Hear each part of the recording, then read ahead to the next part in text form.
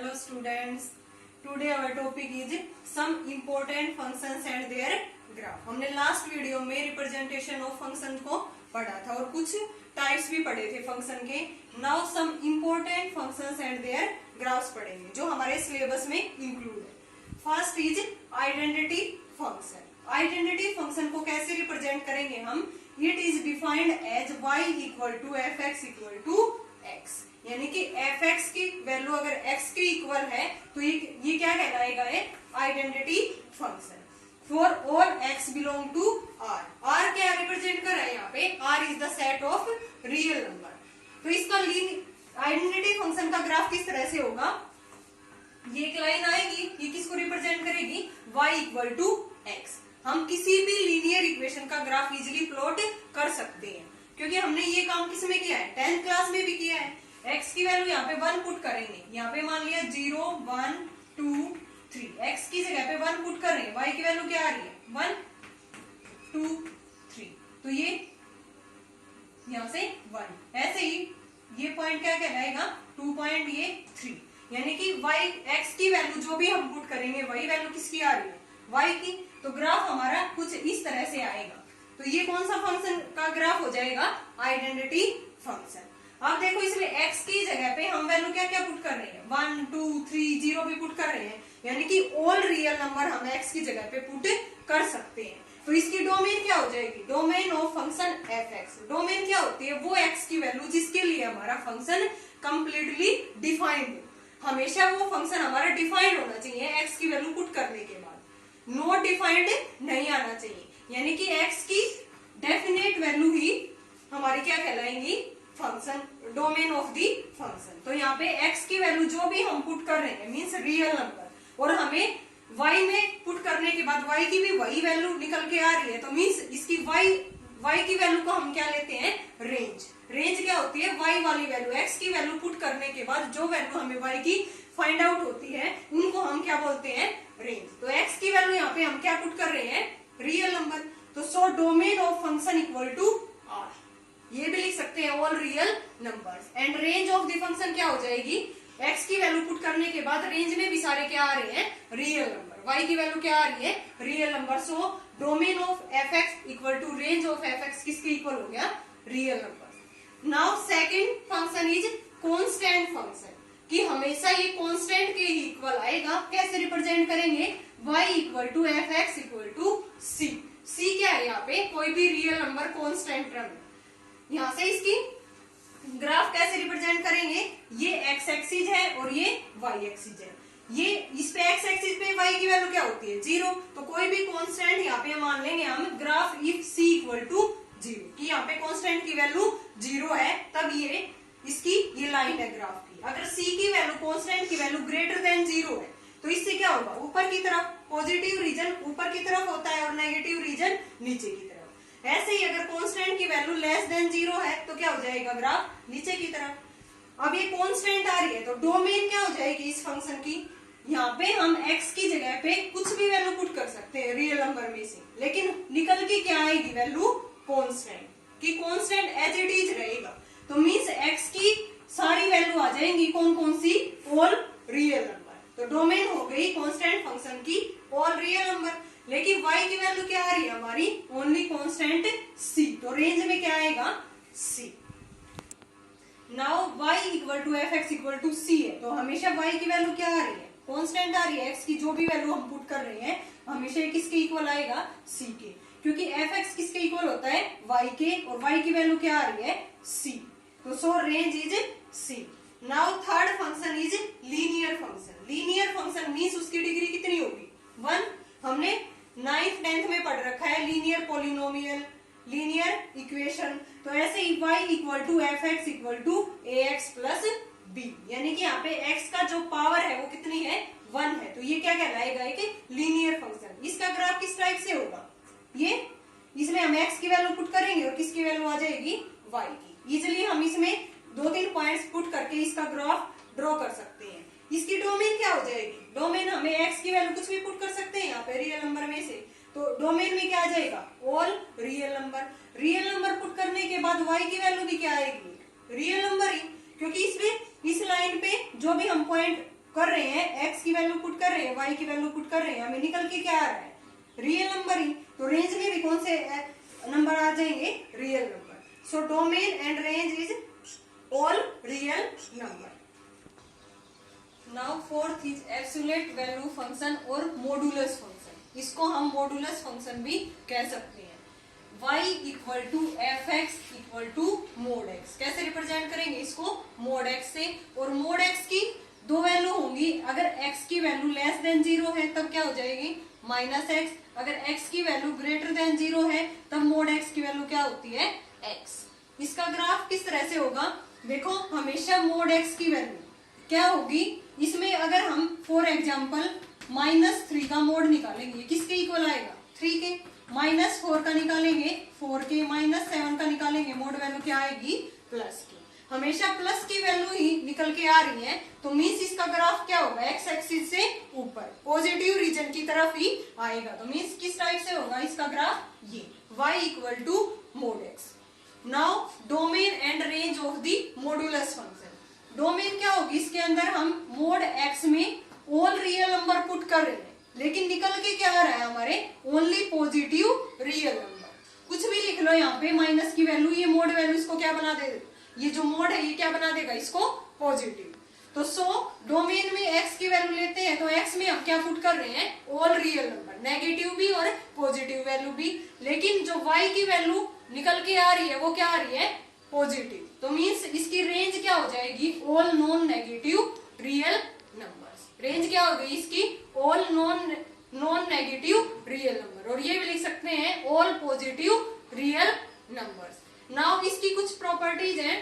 First है इसकी property, mod x less than a. ये किसके इक्वल होगा, -a less than x less than a. इसको यहां से मोड वैल्यू हटाएंगे तो स्क्वेयरिंग करेंगे, x square less than a square. Mode value और इसका स्क्वेयर ये इक्वल होता है, तो मोड एक्स को हम लिख सकते हैं x square less than a square. A square को लेफ्ट हैंड साइड में ले आएंगे, x square minus a square less than 0। इसके फैक्टर करेंगे a square minus b square, किसके इक्वल होता है, a minus b into a plus b. Means x minus a x plus a less than 0। Now दो नंबर की product less than 0 आ रहा है, तो दो केस बनेंगे। ये नंबर या तो ये नंबर नेगेटिव है, ये नंबर अगर नेगेटिव ले लिया तो इस नंबर को क्या होना पड़ेगा, पॉजिटिव। क्योंकि पॉजिटिव और इंटू में नेगेटिव किसके इक्वल होता है, नेगेटिव। मीन्स लेस देन 0 आएगा। तो यहाँ पे एक बार इसको नेगेटिव ले लेंगे तो इसको क्या ले लेंगे, पॉजिटिव। इसको पॉजिटिव लेंगे तो इसको क्या ले लेंगे, negative. Case first, if x minus a less than 0 then x plus a को क्या होना पड़ेगा, पॉजिटिव। इसको हमने नेगेटिव ले लिया तो इसको क्या लेना पड़ेगा, पॉजिटिव। तभी दोनों की प्रोडक्ट क्या आएगी, लेस देन 0। यहाँ से x लेस देन a और यहाँ से क्या आ रहा है, x ग्रेटर देन माइनस ए। जैसे ये हमारी नंबर लाइन है 0 1 2, इधर वैल्यू क्या आएंगी, माइनस की वैल्यू। a को हम इफ a इक्वल टू 1 ले रहे हैं, यहाँ से a की जगह पे 1 पुट करेंगे, x less than 1 x greater than minus 1। यानी कि x की वैल्यू लेस देन 1 है, तो x की वैल्यू लेस देन 1 इधर आएगा ना, 1 से लेस वैल्यू इधर आ रही है। x greater than minus 1, x greater then -1, -1 से राइट हैंड साइड में वैल्यू क्या आ रही है, पॉजिटिव। -1 से बड़ी वैल्यू इधर है और 1 से छोटी वैल्यू इधर है। तो मीन्स बीच का कॉमन पोर्शन कौन सा आ गया, -1 से 1 तक। कौन सा है कॉमन पोर्शन, ये है -1 से 1 तक। तो इस वैल्यू को हम दोनों को लिख सकते हैं कि x किससे बड़ा है, -1 से, और x किससे छोटा है, 1 से। 1 किसकी वैल्यू ली थी हमने, a की। 1 की जगह पे a पुट कर देंगे, -a less than x less than a। यानी कि ये प्रॉपर्टी किसके इक्वल आ गई, mod x less than a किसके इक्वल होती है, -a less than x less than a। हमने इस प्रॉपर्टी को प्रूफ कर दिया। अब सेकंड प्रॉपर्टी इक्वल टू का साइन है। सेकंड प्रॉपर्टी में क्या है, mod x less than equal to a। तो ये किसके इक्वल होगा, जहां जहां भी लेस देन है वहां पे नीचे इक्वल टू लगा देंगे। इसमें भी इक्वल टू, यहाँ भी इक्वल टू, ये भी क्या आ जाएगा, इक्वल टू। तो ये वैल्यू भी किसके इक्वल आ जाएगी, minus a less than equal to x less than equal to a. तो सो दिस प्रॉपर्टी किसके इक्वल आ गई, mod x less than equal to a implies करेगी minus a less than equal to x less than equal to a. Now इसकी third property है modulus function की, mod x greater than a implies करता है या तो x less than minus a होगा और एक्स ग्रेटर देन ए होगा। देखो इसमें मोड एक्स की वैल्यू हमेशा ये पॉजिटिव क्यों आती है, अगर मैंने एक्स को लेस देन यहाँ पे 0 लिया तो मीन्स फॉर एग्जाम्पल मैंने 3 ले लिया तो -3 एक्स लेस देन 0 लेंगे तो माइनस की वैल्यू लेंगे। फिर ये किसके इक्वल आ रही है, माइनस एक्स की, तो एक माइनस तो ये और एक माइनस ये, तो ये किसको क्या बना देगा, पॉजिटिव। अगर मैंने एक्स ग्रेटर देन 0 लिया है तो सीधा क्या आ जाएगा 3, तो ये वैल्यू किसके इक्वल आ जाएगी 3 के इक्वल। तो मीन्स हमेशा मोड एक्स या वैल्यू नेगेटिव हो या पॉजिटिव हो इसको क्या बना देगा, पॉजिटिव। नाउ प्रॉपर्टी पे आते हैं हम, mod x greater than a, तो ये किस किसके इक्वल होगा, x less than minus a और x greater than a. Squaring करेंगे यहाँ पे, x square greater than a square, x square minus a square greater than 0 using property a square minus b square, x minus a x plus a greater than 0। दो function की product greater than 0 है तो means दोनों function या तो positive है या दोनों फंक्शन नेगेटिव है, क्योंकि हमें पता है पॉजिटिव इंटू में पॉजिटिव किसके इक्वल आता है, पॉजिटिव। नेगेटिव इंटू में नेगेटिव किसके इक्वल आता है, पॉजिटिव। दो नेगेटिव की प्रोडक्ट भी पॉजिटिव आएगी तो पॉजिटिव की प्रोडक्ट भी पॉजिटिव आएगी। तो सो केस फर्स्ट, इसमें क्या होगा, x minus a greater than 0 और x प्लस ए भी क्या होगा, greater than 0, x greater than a x greater than minus a. अब देखो इन दोनों से हमने a की वैल्यू यहाँ पे 1 ले ली तो मीन्स x 1 से भी बड़ा है और x माइनस 1 से भी बड़ा है। नंबर लाइन पे देखेंगे इसको, ये 0 1 2 माइनस 1 माइनस 2, इसने ये बोला है कि x greater then 1, greater than 1 किधर होगा, इधर x ग्रेटर देन माइनस 1 से यहाँ से ये राइट हैंड साइड में ही होगा x ग्रेटर देन -1। तो मीन्स दोनों को हम कंबाइन फॉर्म में क्या लिख सकते हैं कि x किससे बड़ा है, 1 से। देखो दोनों का कॉमन रीजन यहाँ से आ रहा है, यहाँ से स्टार्ट हो रहा है, x ग्रेटर देन -1 और x ग्रेटर देन 1। तो मीन्स कॉमन में हम इन दोनों का कॉमन में क्या लिख सकते हैं, x किससे बड़ा है, x ग्रेटर देन 1। किससे बड़ा है, x greater then 1। And case second में दोनों नेगेटिव लेके चलेंगे, x minus a less than 0 और x plus a less than 0। यहाँ से x less than a x less than minus ए की जगह पे 1 पुट करेंगे तो x लेस देन 1 है और x लेस देन -1 है। तो फिर यहाँ से देखो 0 1 2 -1 -2, इसने ये बोला है कि x किससे छोटा है, 1 से छोटा है, 1 से छोटा किधर आएगा, इधर।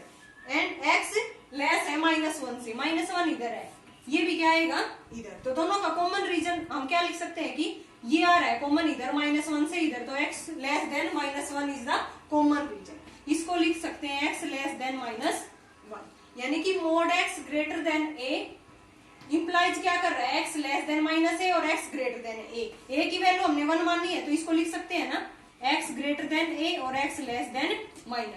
यानी कि ये प्रॉपर्टी हमारी प्रूव हो गई कि mode x greater then a है तो ये इंप्लाइज करेगा x लेस देन -a और x greater then a। Similarly इसकी फोर्थ प्रॉपर्टी है, उसमें इक्वल टू का साइन होगा, यहाँ पे अगर हमने इक्वल टू ले लिया तो सभी जगह क्या आएगा, इक्वल टू। यहाँ भी इक्वल टू, ये किसके इक्वल आ जाएगा, अब x greater than equal to a और x less than equal to -a। हर जगह क्या आ जाएगा इसी रिलेशन में, less than equal to. Now next function is greatest integer function, y equal to fx equal to greatest integer, y equal to fx equal to x। ये simple bracket नहीं है, ये ब्रैकेट किसको रिप्रेजेंट कर रही है, greatest integer. Greatest integer किस तरह से डिफाइंड होगा, greatest integer n such that कोई भी n है वो क्या होगा, less than equal to x, यानी कि ब्रैकेट के अंदर जो भी वैल्यू होगी वह या तो इसके n के इक्वल होगी या इससे लेस होगी।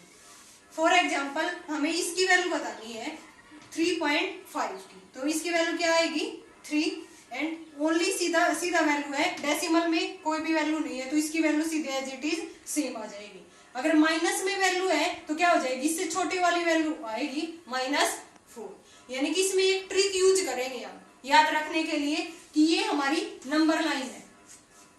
नंबर लाइन पे क्या करना है, ये 0 1 2 -1 -2 जिस भी वैल्यू का हमें greatest integer function find out करना है उसमें हमेशा लेफ्ट वाली वैल्यू आ जाएगी उसकी। जैसे इसमें क्या निकालनी थी हमें 3.5। 3.5 कहाँ पे होगा, यहाँ पे 3 है, 3.5 यहाँ होगा 3.5, तो इससे लेफ्ट वाली वैल्यू क्या आ गई इसकी 3। ऐसे ही अगर इसकी 5 है तो ये 5 एज इट इज। डेसिमल में -3.1 है तो ये 3 है और यहाँ पे -3.1 इधर आएगा, तो इससे लेफ्ट वाली वैल्यू लेनी है। इससे लेफ्ट में क्या आएगा -4, इधर -4 -5 ही है। तो मींस ग्रेटेस्ट इंटीजर फंक्शन में हमेशा जिस भी वैल्यू की हमें निकालनी है उसमें नंबर लाइन पे देख लेंगे, उससे लेफ्ट वाली वैल्यू इसका आंसर हो जाएगी। यानी कि इसका मतलब यही है नियरेस्ट ग्रेटेस्ट इंटीजर, यानी कि जो भी नंबर है उसका हमें बिल्कुल नियरेस्ट ग्रेटेस्ट इंटीजर लेना है, मींस उसकी लेफ्ट वाली वैल्यू। ऐसा ही एक फंक्शन और भी है लीस्ट इंटीजर फंक्शन। लिस्ट में क्या करना है, ग्रेटेस्ट में तो हम लेफ्ट वाली वैल्यू ले रहे हैं जिसकी भी हमें फाइंड आउट करनी है, लिस्ट में क्या लेनी है, उसकी राइट हैंड साइड वाली वैल्यू ले लेनी है। जैसे इसकी हमें 3.1 की हमें क्या लेनी है, सॉरी -3.1 की क्या लेनी है, लिस्ट वाली वैल्यू। तो इसके लेफ्ट राइट हैंड साइड में क्या होगा 4, सॉरी इसके राइट हैंड साइड में क्या होगा -3, क्या होगा -3, क्योंकि इसके राइट हैंड साइड में ये -3 है, यहाँ पे पॉइंट कोई भी ये मान लिया 0 -1 -2 -3, तो इसके लेफ्ट में ये -3.1 ही यहाँ है, तो इसके राइट हैंड साइड में वैल्यू किसकी है -3 की, तो इसकी वैल्यू क्या होगी -3। यानी कि हमें ध्यान रखना है लिस्ट में हमेशा राइट हैंड साइड वाली वैल्यू लेके चलेंगे और ग्रेटेस्ट इंटीजर फंक्शन में क्या लेना है, उसकी जिस भी फंक्शन की वैल्यू निकालनी है उसकी लेफ्ट हैंड साइड वाली वैल्यू हमारा आंसर हो जाएगी। Now graph of greatest integer function, ये इसका ग्राफ होगा ग्रेटेस्ट इंटीजर का। कैसे, देखो इसकी डोमेन में क्या आएगा, set of all real number. Domain her x की वैल्यू के लिए हम इसको सेटिस्फाई होगा हमारा फंक्शन, हर x की वैल्यू इसके अंदर पुट कर सकते हैं, तो ये किसकी वैल्यू आ जाएगी, डोमेन की। लेकिन पुट करने के बाद निकल के क्या आ रहा है हमारा, जैसे डेसिमल में भी देखो कंप्लीट नंबर निकल के आ रहा है और वैसा नंबर रख रहे हैं तो सेम एज इट इज आ रहा है। डेसिमल पुट करके हमारा क्या निकल के आ रहा है, इंटीजर, यानी कि y की वैल्यू क्या निकल के आ रही है, इंटीजर। तो रेंज हमारे क्या हो गया, set of integers. Now graph ये होगा हमारा ग्रेटेस्ट इंटीजर का। जैसे इसका क्या मतलब है, अगर वैल्यू 1 से 2 के बीच में है, 1 से 2 के बीच में, जैसे 1.2 है तो वैल्यू क्या निकल के आएगी, उसकी लेफ्ट वाली 1। इसका क्या मतलब है, इसके अंदर 1 इंक्लूड है और 1 इंक्लूड है और 2 एक्सक्लूड है, यानी कि 2 इसकी वैल्यू नहीं आ सकती 1 से 2 के बीच में। ऐसे ही 2 से 3 के बीच में 2 इंक्लूड है और 3 एक्सक्लूड है। ऐसे ही 3 से 4 के बीच में 3 इंक्लूड है और 4 एक्सक्लूड है। तो हम इसका इजिली ग्राफ प्लॉट कर सकते हैं, जो भी वैल्यू है उसकी हम निकाल रहे हैं ग्रेटेस्ट इंटीजर, उसके अकॉर्डिंग हम इसका ग्राफ प्लॉट कर सकते हैं। Now 6th is fractional part function. ये सेम एज इट इज थोड़ा थोड़ा मिलता हुआ ग्रेटेस्ट इंटीजर फंक्शन जैसा ही है। कैसे डिफाइंड होगा, y equal to f x equal to x minus में ग्रेटेस्ट इंटीजर x, यानी कि x वैल्यू में से हम उसका ग्रेटेस्ट इंटीजर वैल्यू अगर माइनस कर दे तो वो हमारा कौन सा फंक्शन बन जाएगा, fractional part function. F x की वैल्यू हमेशा किस किस के बीच में आएगी, इसमें एफ एक्स क्या होता है, y मीन्स रेंज की वैल्यू इसमें हमेशा 0 और 1 के बीच में आएगी। देखो फॉर एग्जाम्पल हमने ये वैल्यू ले ली इसकी 3.1 की, 3.1 की हमें क्या निकालनी है, फ्रैक्शनल पार्ट फंक्शन। तो यहाँ पे एफ एक्स क्या होगा, y equal to f x equal to x minus में ग्रेटेस्ट इंटीजर x। x की वैल्यू क्या है 3.1 माइनस में ग्रेटेस्ट इंटीजर 3.1, यानी कि 3.1 और माइनस में इसकी वैल्यू क्या निकल के आएगी, ग्रेटेस्ट इंटीजर की। मैंने बताया ना कि लेफ्ट वाली वैल्यू इसका आंसर हो जाएगी, तो लेफ्ट वाली वैल्यू कौन सी होगी 3, तो मीन्स ये वैल्यू आगे इसमें से सब्ट्रैक्ट करेंगे तो 0.1 क्या आ गई 0.1। 1। ये किसके बीच में लाई कर रही है? 0 से 1 के बीच में। अगर मैंने सेम वैल्यू ले ली, मीन्स यहाँ पे कंप्लीट नंबर ले लिया, डेसिमल ना लेके x की वैल्यू ले ली 3। नाउ इसका फ्रैक्शनल पार्ट फंक्शन क्या होगा? x की जगह पे 3 पुट करेंगे और माइनस में 3, ग्रेटेस्ट इंटीजर। सेम वैल्यू आ जाएगी इसकी, तो 3 माइनस में 3, ये वैल्यू किसके इक्वल आ गई? 0 के। यानी कि या तो इसकी वैल्यू 0 आएगी या 1 से कम आएगी। यानी कि इसकी रेंज क्या हो जाएगी? ये हम y फंक्शन है हमारा, y equal to f x equal to ये y की वैल्यू क्या क्या आ रही है? या तो 0 आ रही है या 1 से कम आ रही है। तो इसकी रेंज क्या हो जाएगी? 0 इंक्लूड है, तो 0 के ऊपर क्या आ जाएगा? Close interval. और ये 1 पे क्या आ जाएगा? Open interval. ओपन इंटरवल का क्या मतलब होता है? यहाँ पे 1 इसके अंदर इंक्लूड नहीं है। और क्लोज इंटरवल का क्या मतलब होता है? कि 0 इसके अंदर इंक्लूड है। तो so domain of fractional part function is all real number, कि हर रियल नंबर इसके अंदर हम x की जगह पे पुट कर सकते हैं। एंड रेंज क्या हो जाएगी? 0 to 1। इसका ग्राफ कैसे होगा? ये 0 1 2 3 4, हमेशा देखो हमने वैल्यू ले ली इसकी x की जगह पे 0, फिर इसका ग्राफ क्या आ रहा है? 1 एक्सक्लूड है, 0 इसके अंदर इंक्लूड है और 1 क्या है? एक्सक्लूड। 1 इसके अंदर इंक्लूड नहीं है, 1 इसमें इंक्लूड है और ये 2 क्या है? एक्सक्लूड। यानी कि हमेशा 0 से 1 के बीच में लाई कर रही है, किसकी वैल्यू? y की वैल्यू। मींस रेंज हमेशा 0 से 1 के बीच में आएगी। 0 भी इंक्लूड होगा लेकिन 1 इंक्लूड नहीं होगा। और डोमेन क्या होगी उसकी? Real number. Now 7th is signum function, और इसको हम क्या कह सकते हैं? Sine function. कहां से कहां तक डिफाइंड होगा? f real number two real number. F x, अगर x की वैल्यू ग्रेटर देन 0 है तब एफ एक्स की वैल्यू क्या हो जाएगी? 1। अगर x की वैल्यू 0 है तब फंक्शन की वैल्यू क्या हो जाएगी? 0। लेस देन 0 है तब फंक्शन की वैल्यू क्या आएगी? -1।